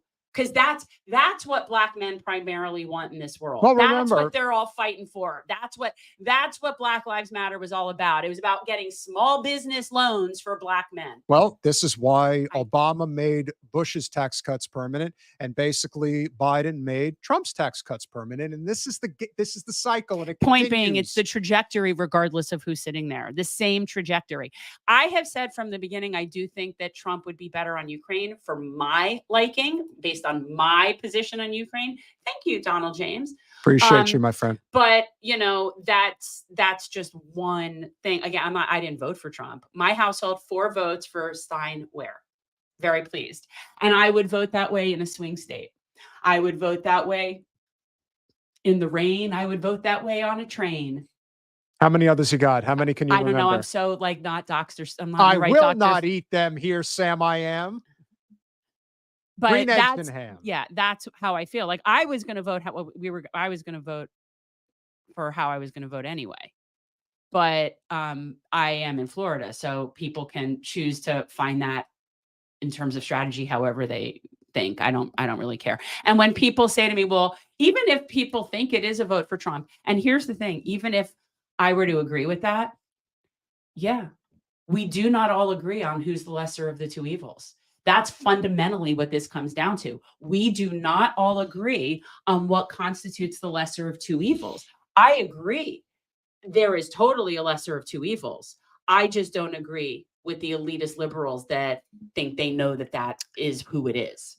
I don't agree with their analysis. We're going to obviously have a clip before the election that is going to drop. It's going to drop probably a day or two before it, which is obviously the clip from Jubilee regarding Israel-Palestine with the extremely privileged Iranian Jewish lady from Beverly Hills, because of course she's from Beverly Hills. But what you notice in the crowd, which I thought was very telling, is that when they asked, do you think Israel is committing a genocide? On the blue side, everyone raised their hand. And on the red side, almost half of them raised their hand. So what you can be assured of is that if Trump does win, it's going to be very difficult to continue this massacre because politically it will not serve. And I've said it before. I do believe that he wants to be liked. Oh, 100%. That's why he dresses up in a he puts on the yellow vest for the first time in a mocking fashion, of course. But, right. But I'm just saying he worked at McDonald's. He wants to be liked. And he wants to be that guy. He does. It matters to him. And that to me is something that I know everyone thinks he's the fascist. And I don't think he's anyist other than a narcissist. So it's good words. Yeah. And I will also say, and this is something, listen, the one thing we have attracted, I've noticed that we have more conservatives in the chat. We have more progressives in the chat, and that's great. For every Canadian socialist, we have a metalopoly, and that's great. But here's where I actually do agree with metal. So apparently Butch Ware, and I will say this now, I actually voted today, and I did vote for Jill Stein and Butch Ware. And what I will say is that two things. One, if I was in a swing state, I would have thought long and hard about who I was voting for, and we'll leave it at that. Not in the direction that most people think. You might think, but that's what's so. But as soon as you told me, I knew what you were saying. Yeah. So apparently Butch Ware would actually support a 16-week abortion ban, which technically is considered viability based on time. And you have to see the way that people on the blue team freaked out today because he made that statement. I don't like that either, but I wouldn't freak out about it, and it doesn't affect my vote. That's a whole different concept. If you're talking about not being in favor of an abortion that comes in the 5th month. No, okay. There is something to be said about that. As somebody who has said parts, I find the discussion about our parts at any time to be completely just as absurd. For the same reason, I can explain to believers how I'm an atheist by saying, you know how all those gods you don't believe in, add one more? I'm the same thing. You know how all those regulations you don't believe in? How about none? Get your friggin' hands off our bodies. This is why it's This is why it's a woman's health issue. And this is also, and this was something that Norman brought up in the conversation, which we didn't even address because there was no point. It was a Democratic Party talking point that makes absolutely no sense for two reasons. They have had a generation, not a couple of years. They've had literally a generation of two supermajority, 2-year blocks within the course of the post Roe v. Wade. Clinton and Obama both had the ability to codify Roe v. Wade. They didn't do it because it's their biggest fundraising tool. The other thing they're not telling you is that when it gets to the state level, it's passing, universally passing. In fact, and of course, leave it to Florida to become the first. Well, that's what concerns me by you saying that. It's almost like you're tempting fate. But every state that has gotten it on the ballot, no matter how red, no matter how blue, has codified it. What are you going to do when you can't fundraise off that anymore? They're going to have nothing else. Also, and something that I was texting with our friend Steve Grumbine about is the fact that Biden could have done something to help with the Supreme Court. He could have expanded the court. He could have done some things to help counterbalance the nightmare that this has become. And I'm not saying I agree with what to do. I'm not saying I agree with those policies, but they haven't done anything in the regards within the power that they do have to protect women's rights. And part of the reason that they're not going after Thomas is because this is the same reason they've only gone after Trump. You are going to open up the floodgates for the entire system if you go after Thomas. That's why they're not doing it. And he is brazenly corrupt. He literally has a billionaire benefactor who just gives him anything he wants. And it's all the same, no different than buying off a congressperson. If that were happening with a Democratic appointed justice under a Trump administration, they'd be going after them to resign like it was nobody's business. They'd get rid of them. They'd be out. They'd make him an offer he couldn't refuse. I'm gonna make him an offer he can't refuse. I mean, it's true. So, you know, when people, and as much as I am obviously very vehemently in support of my personal freedom, I refuse to allow the Democrats to hijack that as a talking point when they have shown that they don't do jack shit about it. No. So it's not that I don't think that, again, do I think things could get worse? Yes. But they're going to I do think things are going to continue to get worse regardless of the color of the people, whether they're blue or red. That's what things are going to continue to get worse until people recognize that this is a class war, nothing more. This is what it's always been. This is what it always will be. If I'm going to make a prediction for Tuesday, and I think it's a good place to close. We could do that. Like, I don't, but this is sort of like the point spread thing. It's one of those things where I'm never going to completely understand it. So as you guys know, there has already been a number of instances already of ballots being burned. Who's to suggest that that's not the FBI doing that or the CIA? We'll never know who's what. Never know. And there's so many potential people. It could also be, an anonymous fringe group. 100%. It could be so many different things. But this is the other thing about being in a country of 330 million people. You find the 0.00000000001% of the person in society that does something, and now all of a sudden everything is hysteria. Much like there probably was a handful of Haitians in Ohio that actually were eating domestic animals. No. But let's just assume that it happened a couple of times. And now all of a sudden it's a crisis and everyone's doing it. I don't think it happened at all, though. Okay, maybe it didn't. All I'm saying is that you make a mountain out of a molehill. Crazy. What I'm saying is there's always an opportunity to make a mountain out of a molehill. But what I don't think is a small issue here, which again is getting lost in the sea of all this politicking and all of the bullshit as we come to the home stretch. Well, the people that think that we actually have a democracy, the Democrats haven't had a primary in like how many years? 12 years. I mean, with all due respect to Marianne Williamson, the only person who made an effort to actually fight and try to be a viable candidate was RFK. Yeah, within the Democratic Party. And as we come to the home stretch of this election, I do think that there is a RFK vote for Trump that people are not counting right now that is going to be a drastic mistake.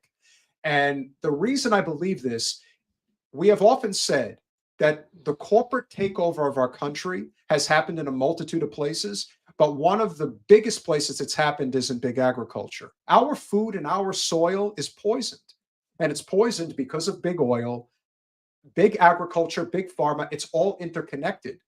And I have said, and as you have said, there are things that RFK talked about when he ran for president, when he wasn't going off the deep end, that made a lot of sense. Yes, a broken clock can be right twice a day. I would say he wasn't a broken clock right. No, but look, again, I said it before, I'd prefer him in a position of power in the health department over whatever pharma tool the Kamala administration private equity taking over housing in this country.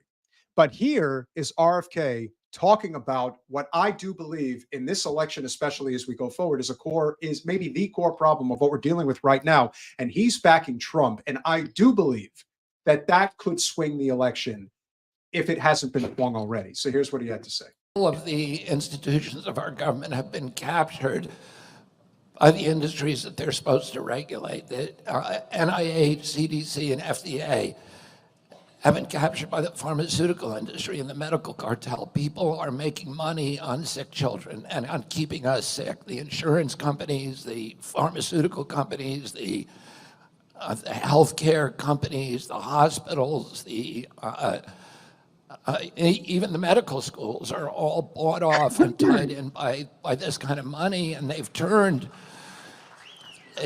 our public health agencies predatory against the American public. The FCC, which I sued recently successfully, I sued them in the Court of Appeals in Washington, D.C. for lying to the American public about the safety of cell phones and of cell phone radiation. And they've been captured by the big telecom companies. This is actually very true because there has been talk for a very long time about the importance of having a Bluetooth and not having your phone attached to your head. You know, basically like taking your phone and putting it to your bed. I actually think that those ear pods are also going to end up being linked to problems. They might. My prediction. Listen, as far as I'm concerned, everything is at risk. Just like drinking out of your tap water is a very big danger today. Yeah, especially if you live in Michigan. I also believe in, again, I don't know how much of this is a sway in this particular election. I do think that Tulsi, especially if Trump wins, maybe even if Trump doesn't win, is very likely to run for president in 28. And she would make a very viable first Madam President in terms of the way she presents herself as a candidate. Oh, she's so much more capable than Kamala. And again, I have big issues with Tulsi. I'm not a fan. I think that she's kind of a fraud in a lot of ways. I am not a fan. But in terms of her being qualified and capable and being taken seriously on the world stage by other leaders, yeah, I find her infinitely more qualified for the position than Kamala. I mean, without a doubt, she's a much more serious person, and she knows a lot more about the world. I really wonder how much these two people on the screen right now have actually moved the needle towards Trump over the past couple of months. Well, he has. I don't know about her so much, but I think that her people were already kind of the people that were already on the fence to begin with. I think he definitely. Especially because, remember, at one time during the Democratic primary, RFK was polling in the 20s, and they did everything in their capacity to shut him down and shut him out and paint him as a lunatic. And listen, he does. I don't agree with you, Tony. I don't think he's anti-vax. No, but even if he is, I want to just say that, like, I saw that comment about you don't want an anti-vaxxer in the White House. I am not anti-pro, but whatever. And I do find that he has had very unpopular opinions on that. However, I don't find RFK to be authoritarian. I've said this also when we was talking about Andrew Yang running back in 20. My thought is that even if you don't agree with him on those things, this does not seem like the kind of person that would get into office as president and say, all right, I'm getting rid of all vaccines, we're getting rid of them. It doesn't work like that. And this is what you have to ask yourself, Tony, and anybody else who is saying that somebody like RFK is an anti-vaxxer. Would you rather have an anti-vaxxer who actually is promoting healthy living and sustainable living, or would you rather have a person who promotes vaccines and promotes you living on big pharma for the rest of your life? Well, promotes vaccines because of their wallet. Correct. More than anything else. So again, that's what I'm saying. Like, I definitely prefer him. If I had to pick somebody to be in charge of the CDC and the FDA, he'd be great at that. 100%. What we need are people that are willing to speak truth to power, especially people that are willing to speak truth to corporate power in those positions. So I understand that people don't like that he's an anti-vaxxer. And even if that's true, I don't think that that's like his policy agenda. And I've heard him talk about a lot of things. Never once have I heard him say, I'm ending vaccinations. So I think that we need to be reasonable and not straw man him about that. This is the biggest problem with him, bar none. And Sarah is correct. RFK is a Zionist. Absolutely. We are not dealing with a situation here where Jill Stein is going to win the presidency. And when you're stuck with the two major parties and they can't slurp Israel's. And notice how I'm not saying I'm not promoting him for the position of Secretary of State. Correct. I'm saying I think that if he wanted to be in charge of health and human services, and be in charge of the NIH and the CDC and call them out in the FDA for all their complete I would say complicity with Big Pharma raping us. If he's willing to speak up to that, that's what we need in that position. And yes, he's a total Zionist. And when you're talking about Secretary of State, the ultimate fuck you to Hillary Clinton is to make this woman the next Secretary of State. And Trump would do something like that because it's not that he's vengeful, but he's petty and he loves the fight and he would love to. It's bad enough for him to win. It's another thing to literally put the woman who exposed Hillary Clinton and Debbie Wasserman Schultz like nobody else ever did in a real position of power that would set her up to potentially become a president in the future. And so, again, I'm not a supporter of Tulsi. We're just observing this from a political. Yeah, I'm not a supporter of Tulsi, and I'm not a supporter of RFK.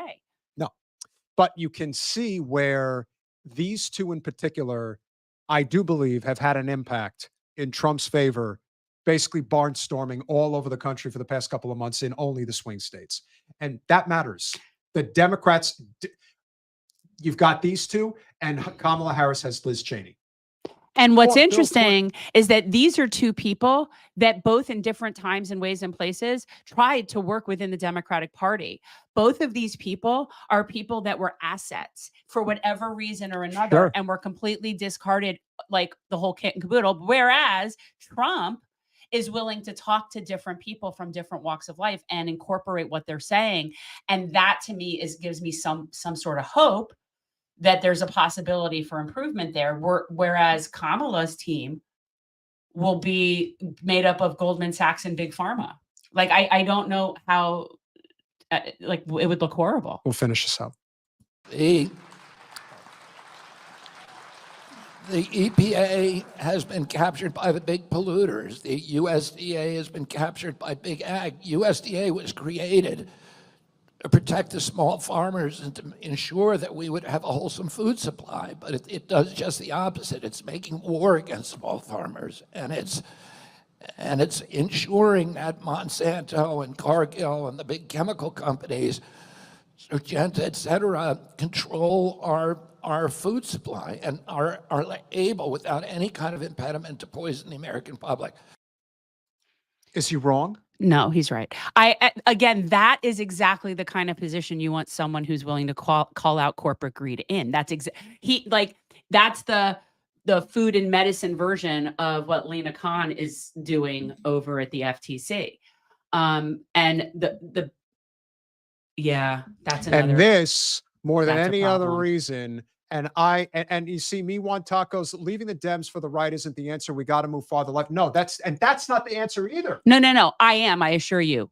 Me want tacos. I have moved way further to the left. I hear you. I agree. And again, we're not Trump supporters. We voted to the left. We voted as far left as we can actually get away with voting that makes it on the ballot in terms of like any potential. I'm not as socially left as Jen is, but I am populist left when it comes to doing that. No. I will say this about RFK, other than the Zio-Nazi position and other foreign positions, he comes off as very populist. And the way he speaks is very populist. And that appeals to people. People are sick of feeling like they're having the wool pulled over their eyes. People are sick and tired of feeling like they're being taken advantage of. So today, Elon Musk came out and said, we have to get rid of Lena Khan. So now what you're seeing is the billionaire class, because you've got... It's so brazen. You've got the top billionaires that are funding Kamala's campaign have all said that Lena Khan has to go. And now Trump's biggest benefactor is saying Lena Khan has to go. So what that should tell you, to anyone who's paying attention, is that Lena Khan is the one truly effective appointee of the Biden administration, and the only one, because this is the only one anyone gives. Yeah, she's not going to be able to stay there, unfortunately. But it's so amazing because this same nonsense has been going on for years. It's just the fact that it's all on social media and we're talking about it now. So whereas like 20 years ago, when the oligarchs would get rid of whatever cabinet members they didn't like, it was just done much more behind the scenes. Whereas now we just know about it and it's just totally accepted that a bunch of rich people get to tell our executive branch who they should have in their cabinet. That's just, and these are the people that are trying to tell me that Trump's a fascist. The one thing I've learned and I've felt for a while regarding this whole election experience is that you really can't wait for it to be over. Oh, And I'm so sick of it. Well, it goes on so long here. It's so It does. It's absurd. too I much. am so sick of it. I'm sick of talking about it. And I can't talk to regular people anymore. And I even called Jen when I was there today because I had a business conference Zoom that I had to listen to.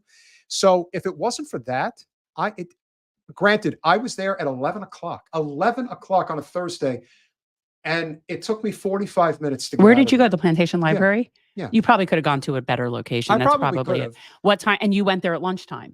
Before lunch. Okay, but that's still, you need to either go in the morning or you need to go like People at the end. take their sweet freaking time. But that's in any line anywhere. People, it's amazing. Okay. So this is a story I've been wanting to tell people because it's very frustrating. There's this place down here. It's a bakery called the Wicked Bread Company. It's wickedly good. It's amazingly good. They make this cinnamon bread. It's not a cinnamon bun. It's a cinnamon bread. It's You're a making loaf. me hungry. It's really off the chart. And this is their specialty, is the cinnamon bread. This place has 3 different ways you can get the cinnamon bread and then like a handful of empanadas. That's their entire menu. It's like 10 things. It's 10 things. I was standing in line between these 2 women who were very, very large and 3 or 4 children that belonged to the 2 of that, whatever, that were also really large. These 2 women ordered. They frequent the place quite often. All I'm saying is I was standing in line behind these people for 15 minutes and they got up to the front and they were like looking at the menu for the very first time. And it took them, honestly, the amount of time it took them to order, again, there's so few options. It's not like there's a whole lot to consider here. And the amount of food that they bought, because each loaf is basically 3 pieces. So each loaf can serve 3 people like a nice cinnamon treaty snacky thing. So these people ordered like 1 for each of their kids. It was just off the wall. But yeah, the point of all of that is that if you're going to wait in line for a really long time, there is no reason to not know what you're going to do at the front of the line, whether it's know what you're ordering or know who you're voting for. You're standing in the line. It's like, not only that, but you're specifically going to a place. You're going there to vote. How do you not know who you're going to vote for? If you're going to Wicked Good Bread, you're going for the friggin' bread. And I will tell you, give credit where credit is due, especially for people that work the polls. It is a thankless job. It is usually done by older women in particular. There's a lot of veterans that There I have are. found that do that. The Yeah, guys with the hats. it's not, they are not the problem. No.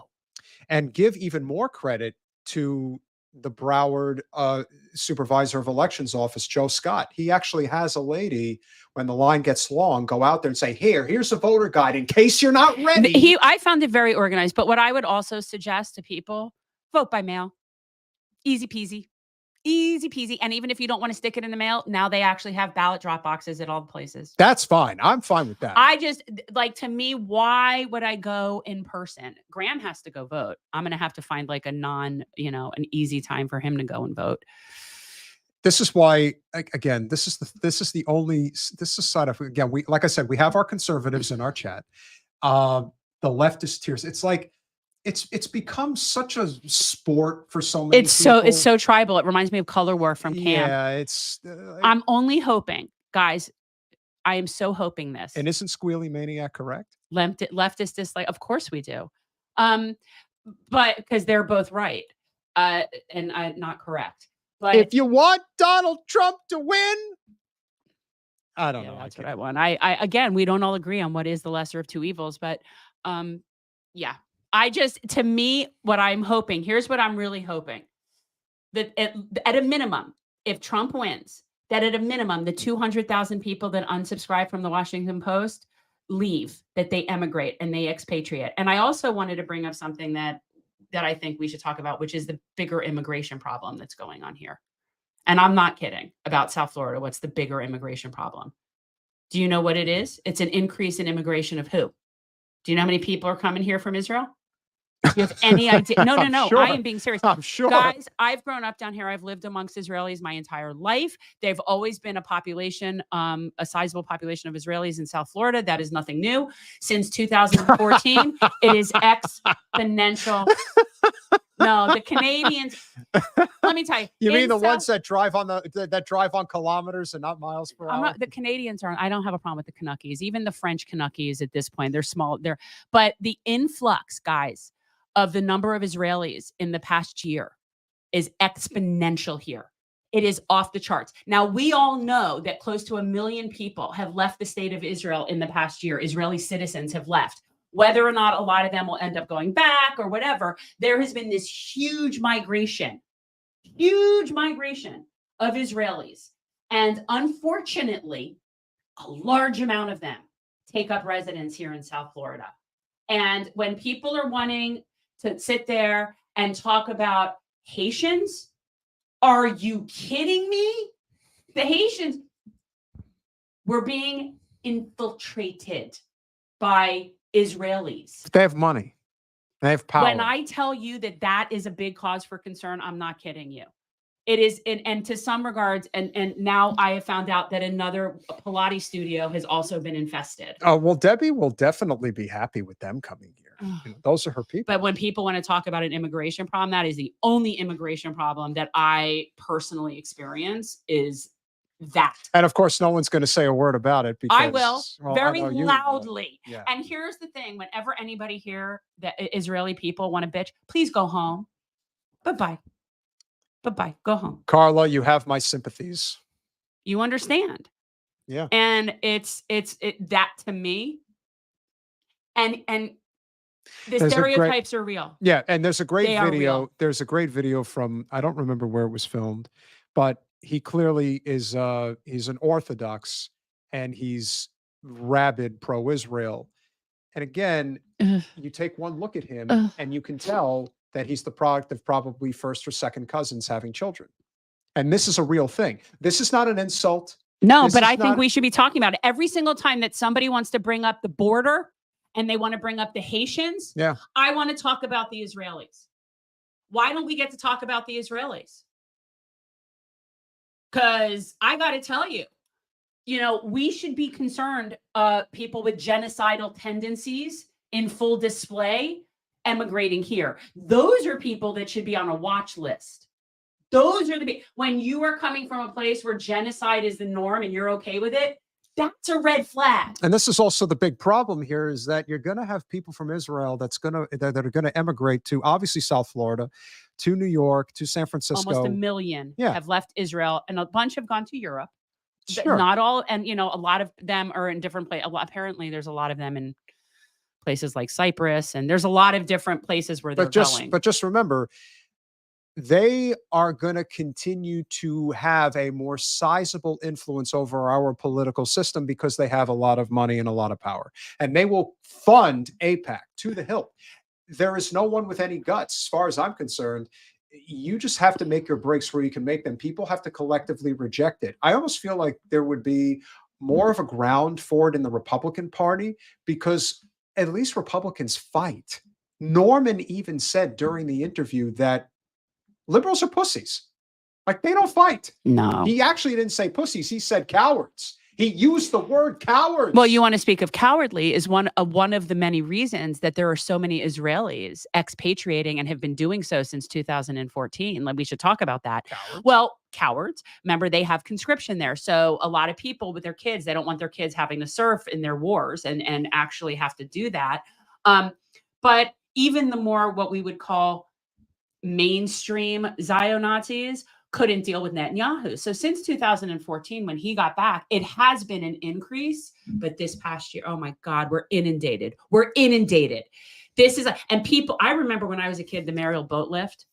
I remember the Mariel boat lift as a kid. And we were like, oh my God, there's all these criminals that are being let loose on our shores. Guess what, people? There's genociders being let loose in our country. And we're talking about what Haitians eat. I just can't. So I think we need to be concerned about genociders entering our country. Yeah, no, I think that you bring up a very good point. It's kind of like the Nazis relocating to Argentina. It's the same thing. You've got literal genociders. Now they're going to try to, again, I still see Netanyahu ending up in New York City. Like that's where he's going to end up. and he's going to have some type of protective fortress on Park Avenue on the Upper East Side, and no one's going to be able to get to him. He's not getting out. I don't think he's living out of it. I don't think so. Him and Diddy are going to see a very similar fate. Oof, you're getting feisty. I am feisty. I just, because my Graham was asking me, he's like, you know who Diddy is, right? I'm like, yeah, I know who that is. Oh, but and listen, we were talking about it. Oh, but Kamala got the biggest endorsement of her life today. You know, Who was it? LeBron James came out and endorsed it because his endorsement really matters, as if he hasn't been endorsing the Democrats since 2016. On top of that, there ain't no party like a Diddy party. It really is amazing how many. And LeBron was one of them too. He's the one who said that. Oh, that's his line. In fact, I actually saw the good. video So now clip they'll today. start being good links. Then they'll start. And look, once you're willing to sort of coalesce with the Cheneys, I feel like anything else is sort of, that's child's play. LeBron James, who cares? I mean, he's not a war criminal that we know of. But no, my prediction on the Diddy, and I will say this, I don't know how it's going to end. But it won't end well. No, but it will not. That trial will not happen. That case will not see a courtroom. That is my prediction. Now, how that comes to be, whether he gets bullied into taking some deal and then gets sort of like, suicided in there, whether or not it happens before, I don't know how it goes down. I am simply telling you that case will not see the inside of a courtroom. That is maybe one of the only two silver linings of Kamala winning that I actually would enjoy, because if Kamala's president and that trial supposedly does or does not go down, the connections to the people that have endorsed Kamala over the last month that are connected to Diddy are astounding. This isn't a one-off situation. This is a substantial turn of events. Which is why it will never see a courtroom. It doesn't matter. What happens to him is a side note. That's not the thing. The thing is everybody that's covering their own asses, and quieting him is the problem. Donald, Butch Ware on our podcast, if you've seen the interview, which I believe you have, mentioned that his plan ultimately is to run for governor in 2026 in California as a Green. So we'll see how that unfolds. That'll be very interesting. If California is still attached to the 48, I would be happy to go out and potentially help him. Listen, LeBron is pro whatever helps his brand. That's what LeBron is. All of the people in that whole group, that whole elitist group, anybody that would be endorsing those people are with that. Especially right now. Exactly. If you're willing to say it now, you're with it. That is the thing. It's like, I can at least have respect for people who have their, what I consider to be somewhat valid reasons. I understand where John Cusack is coming from. I understand where even somebody like Mark Ruffalo is coming from. But these Johnny-come-latelys that just show up at the 11 o'clock hour because they have to protect their career and their brand. Cusack came out with something went down with him a few days ago that I saw, like that he called something out or something. No, he said, listen, his attitude is, we're fucked either way, but I feel we're less fucked with Kamala. Okay, fine. It's fine. But that's not someone who's vote shaming other people. Absolutely not. Cusack is just like Susan Sarandon. There are very few. Again, he's not an A-lister now, and neither is she, but at one time they were, and they still have a lot of gravitas, and they still have a lot of respect because they're actual entertainers, that their opinion actually matters and it's nuanced. They actually have something to offer. What the fuck does LeBron James have to offer when it comes to political critique? What the fuck does he know? He literally got his own son into the NBA on complete nepotism. But most of the people that come out for Democrats are people that don't. Well, the only people they really have that do know a lot of things are the Cheneys. They know a lot of things. There it is, right there. Thank you, Ray J. That's it. That China money, it paying well, baby. So either way, we are going to be stuck. The question is, how stuck will we be? You know what's interesting? I saw a really interesting interview. I'm drawing a total blank on what I was watching, and I'm going to have to forward it to you guys. If you're not members, consider. What I was going to say is I was watching this really interesting interview, and the author of this, I'm going to have to look it up so that we could talk about it, but was saying the difference between Harris and Trump is the people that are supporting Trump are concerned about the end of American empire. The people that are supporting Harris are concerned about the end of our republic.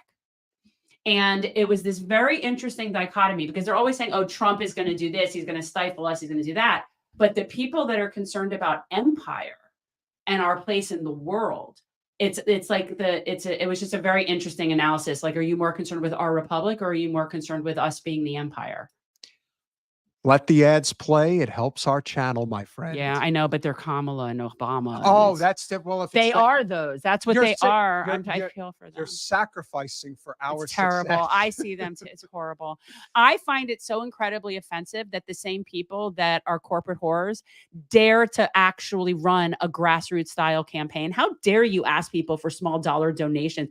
Obama's sitting there asking people for small dollar donations. Got to give them money. I need help. I'm Donald You know? Trump, and I approve this message.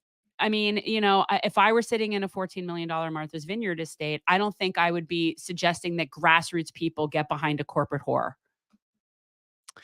If you like our channel, and it is growing steadily, and we appreciate all of you that are continuing to stick with us. As we mentioned, we will not be live on Monday. We will be live on Tuesday, election night, same time, same place. We will be joined by the Punch Up Pod, maybe some other guests. We're also live. Guys, if you don't watch the Punch Up Pod, you ought to watch the Punch Up Pod. They're You'll Sundays enjoy it. and Wednesday nights. And so, and I, We'll have that's some what I fun. watch. Yeah. It'll be fun. I just. What's Tuesday? What's Tuesday? Well, hopefully this is just over. Yeah. I wanted to, could it be over by the time we're ready to get off the air? No way. That'd be nice, though. Because the Democrats won't allow that. No, because you know what they end up doing? The Democrats do this. The Republicans don't do this. Is that the Democrats will withhold votes in certain precincts before they start counting them. I don't even understand. What the fuck is the point? Like, why do they do that? Broward County, always the last to count votes out of the entire state. They wait till the panhandle is finished, and then they finish their vote counting. What is that? I don't get that. It's all just so. This is it's you wonder why a shit people show. just don't trust it anymore, and I don't blame them because I don't trust it. It's silly. There's And here's too the much thing: money and even if it were the whole election process weren't so just a mess, even if, let's say, the election went perfectly, it's not like the electoral process is going to actually solve our problems, even if it was working perfectly. We still cannot rely on a handful of individual elitists to think that they're going to actually do things to help regular people. Not in the capitalist society. It's just not going to work. So, you're just voting for other corporate elitists. Yeah. I'm moving further to the left. Start calling everybody comrades. Jimmy Zimzam, Me Want Tacos, Base Chad Thunderjock, Arlene Chambers, Henry Kajawa, Tony D, Ron McKinnon, Sisyphean Task, Yes But No, Frosty, Chris Garrett, Rogant, Canadian Socialist. Oh, you know what? You can run our donors. I updated it. Okay. There we go. Guys, and consider being a Patreon. Holly Horn, Metalopoly, Donald James, Sarah R., David Hunter, Adam High School Necktie Goodman. That's a good name. Just try not to. Kat Negrita. I like Canadian Josie Socialist Justice. is really funny. That's sort of like it's a double. You're doubly socialist. You mean, well, exactly. Yeah. What Josie's saying, exactly. See that, and as much as I'd rather have RFK in the cabinet. Exactly, definitely. I mean, I don't understand how people don't grasp that. Unfortunately, people are very tribalistic, as we have pointed out time and time again. Schultze got regulars and newbies. Carla Harrington, Brenda. I want tacos. Me want tacos. Yeah, I want tacos too. I Damn it. Tacos. I always want tacos. Not Tuesday, but yes, I want tacos. And Tuesday anybody we interested, Wicked Good Bread, the thing about it is, and this is an important thing to know, they are closed on Mondays and Tuesdays because they are open on Saturdays and Sundays. which I prefer. And you can only get the bread until they run out of the bread. So, I mean, I've been there as late as noonish and there's still bread. Squealy Maniac Veridiana Carvalho, welcome and welcome. That's Greetings my from Brazilian Brazil. friend. Yeah, the wicked good bread is really wicked good. You wouldn't eat it anyway. I don't know why you act even remotely interested. Thank you, MX Diva. It's good to know because now you're increasing my desire for tacos. Who else we got? Who else? Got to change the banner. I'm getting ready for Thanksgiving already. I got my menu going. Well, I'm having quite a menu. I've set my Thanksgiving menu. I'm very excited about it. What do you got? Well, it's interesting this year because, child number one, my boy is coming home and my boy does not love turkey and never really has loved turkey. So we're having turkey, but we're also having prime rib for him. And talk about a diva. And he didn't ask for it. I just know that he would appreciate it. And Jason, is always amped up to cook any sort of meat product. So there's that. And I'm making a soup this year. What kind? It's a sweet potato soup. Oh, that sounds tasty. I know. I've got a very good. There's a bacon and brie situation. I've got some really good bacon stuff. And brie. What you bake it? It's an appetizer, and it looks like it's a bacon and brie like pastry. I do make a pretty good brie dip. Doesn't have any bacon in it. Let me explain something to you. It must be terrible. I've not had a Thanksgiving. I have not cooked a Thanksgiving that didn't include bacon in like 20 something years, and I sure as shit ain't starting now. Oh, everybody makes an exception. Josh, Bruce Carter. I think I said. I think you got it. I think I got just about everybody. Do our last patron level. Man, this chat is super long. Do our last banner. Yes, I'll do our last banner. Because I updated our people. Ooh. Kalas the Unforgettable. Got a new one. I know. That's super duper awesome. I know. We certainly appreciate the support. We do, guys. It's very helpful. Magad Ishmael.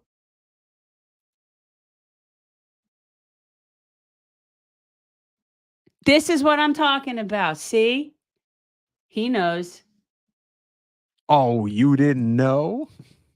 You didn't know? I mean, I don't know all their names, but I know that it was a complete ridiculous Stratego thing. And the people there wanted to be Greater Syria. Teresa, thank you for checking in.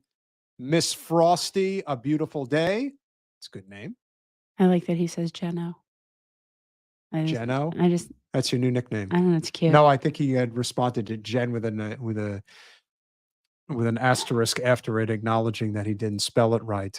Zachariah Bomber, assalamu alaikum. Alaikum assalam. Alaikum assalam. Inshallah. I know. Here's the thing. I'm an atheist, and something will happen, and I'll hear myself saying Inshallah. Like it's so. It really rubs off. I've got to tell you. I know because they're a very peaceful, they really decent are. Culture. They are. I very much like. I never mind going to a mosque, but like if I had to go to a synagogue or a church, I'd be like, ugh. Yeah. No, I feel the same way. But like you go to the mosque, it's like. It's just so chill and it's very cathartic. Jules, you were only here for the beginning, but we appreciate you being here. You may still be here. You just haven't been commenting. I do that. I'll get on a stream and I'll comment and then I'll be multitasking and I'll just let it run, but it doesn't mean I'm not there. Oh, so the presence is there. That's what counts. Let's see. Everybody. I think I've covered just about everybody. But yeah, no, listen, it's getting to Doug Grenberg's. Doug always comes in with the timestamps.